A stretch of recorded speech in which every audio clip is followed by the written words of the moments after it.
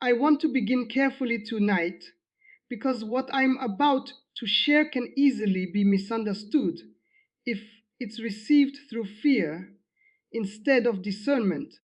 This message is not about turning you suspicious. It's not about accusing your family, your spouse, or your friends.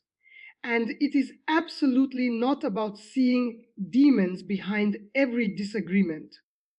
But it is about something I learned while I was still deep inside witchcraft, something that shocked me so much that, even after I left the occult, I struggled for years to talk about it openly.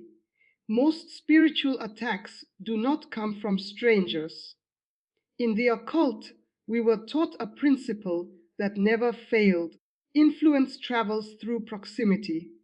The closer the emotional or relational connection, the less effort required to affect someone spiritually. That's not mysticism, it's strategy. I remember the first time I was assigned to target someone who was already surrounded by believers. No curses, no spells spoken over them directly. The instruction was simple: work through familiarity, through trust, through routine. That's when I realized something that many Christians don't want to hear, but desperately need to understand. Not everyone who affects you spiritually knows they're doing it, and not everyone who causes harm is intentionally practicing witchcraft. Tonight, I'm not exposing people, I'm exposing patterns. Because patterns don't accuse, they reveal. If you've ever felt drained after being around a specific person, if your peace disappears after certain conversations, if your spiritual clarity fades in specific relationships, this message is for discernment, not fear, because the most dangerous attacks are the ones that hide behind closeness. Let me redefine a word that has been abused. Bewitchment is not always spells, candles, or rituals. In fact, those were the least effective tools. Real bewitchment is influence without resistance. In the occult, we understood that emotions are spiritual highways. Repetition is reinforcement, and proximity lowers defenses. When someone close to you consistently introduces fear, doubt, jealousy, control, or discouragement into your life, something happens slowly, not dramatically, quietly. Your prayer life weakens, your confidence fades, your joy becomes conditional, your spiritual hunger dulls, and because the source is familiar, you excuse it. We call this normalized disruption. No altar required, just access. This is the clearest and most overlooked sign.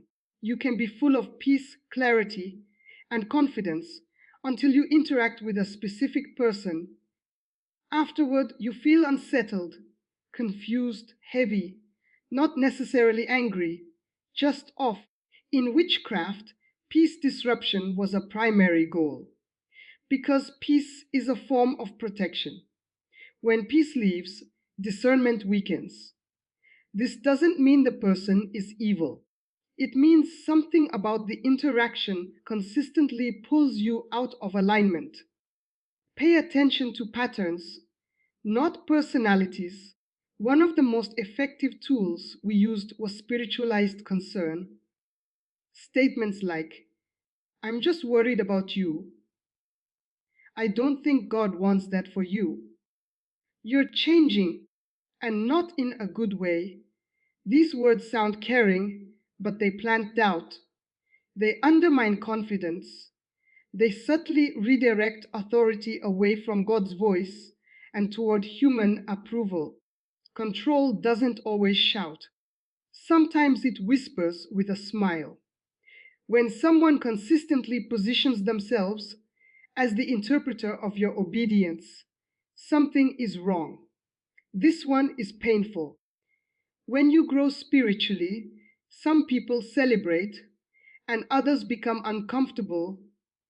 In the occult, we watch closely for jealousy disguised as concern. If your progress creates tension, if your obedience causes distance, if your joy is met with subtle criticism, that's not coincidence. Growth threatens systems that rely on familiarity and control. There is a difference between honesty and erosion. In witchcraft, discouragement was used to wear people down over time, not by attacking their faith directly, but by exhausting their hope. If someone consistently highlights problems without pointing to God, if conversations always end heavier than they began, if faith is minimized and fear is magnified, that's a drain, not support. Light brings clarity, darkness brings fatigue. This one is subtle but dangerous. You know how to hear God until you're around them. You know what's right until you talk to them. You feel clear until they speak. In occult practice, confusion was considered a success because confused people delay obedience. If clarity consistently disappears in a specific relational environment, something is interfering. Here's the truth most won't say. Christians are taught to endure everything, tolerate everything, and excuse everything, often at the cost of discernment. Love does not mean exposure without boundaries. Grace does not mean access without accountability. Forgiveness does not mean submission. The occult relied heavily on believers confusing kindness with vulnerability, and it worked. This is critical. You do not confront. You do not accuse. You do not panic. You adjust access. In witchcraft, influence ended the moment access was limited. Reduce emotional dependency. Guard private revelations. Stop oversharing plans before they're established. Strengthen your prayer life privately. Boundaries are not punishment, they are protection. When I left the occult, I had to reevaluate every close relationship, not with suspicion, but with honesty. Some people couldn't follow me into freedom. Some relationships changed. Some connections ended quietly, and peace returned. Deliverance didn't come from confrontation, it came from alignment. Let me say this clearly so there is no fear. Not everyone close to you is harming you. Not every difficult relationship is witchcraft. And not every conflict is spiritual. But patterns matter. God reveals to protect, not to isolate. Discernment brings clarity, not paranoia. And freedom always feels like peace, not panic. If this message stirred something in you, don't react, pray. Ask God to reveal what needs guarding and trust Him to lead you gently, because the enemy hides best where we stop paying attention, and awareness is the first step to freedom. Before we end this message, I want to do what I was never taught in the occult, but what ultimately broke its power over my life. I want to close doors, not just expose them. If anything you heard tonight resonated, don't analyze it. Don't replay conversations. Don't scan faces in your mind. That leads to fear, and fear never brings freedom. Instead, shift into authority. Right now, where you are, take a breath and pray intentionally, not emotionally, not desperately, but firmly. Ask God to remove every influence that did not come from Him. Ask Him to sever unhealthy spiritual attachments formed through familiarity, emotional dependency, or misplaced trust. Ask Him to restore peace where confusion entered, clarity where doubt lingered, and strength where discouragement took root. In witchcraft, We feared one thing above all else: a believer who quietly realigns with God. No confrontation, no drama, just obedience. When you realign, influence breaks. When you guard access, power shifts. When peace returns, authority follows. You don't need to expose anyone. You don't need to fight anyone. You only need to stand where God placed you.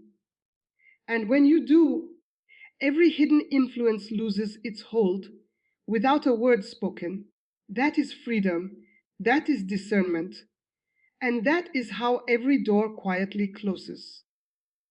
Now, let me give you the final piece, because discernment without wisdom can still lead to exhaustion. Protection is not about constant vigilance, it's about consistent alignment.